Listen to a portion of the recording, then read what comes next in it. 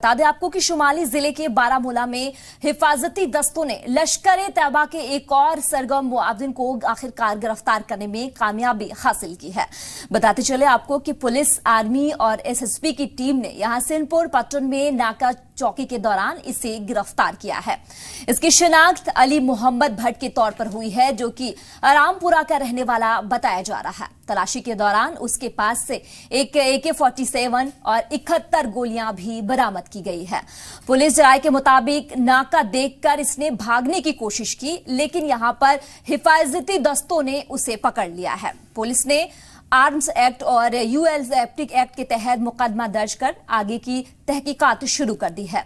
आपको यह भी बता दें कि गुज़िश्ता 24 घंटों के दौरान यहां बारामूला में लश्कर का यह दूसरा मुआविन गिरफ्तार किया गया है।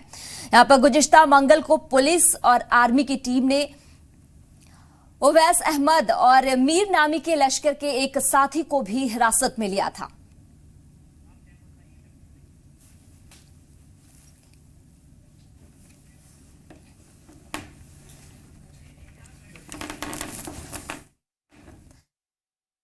कि यहां पर AK-47 के साथ 7 गोलियों के साथ गिरफ्तार किया गया है।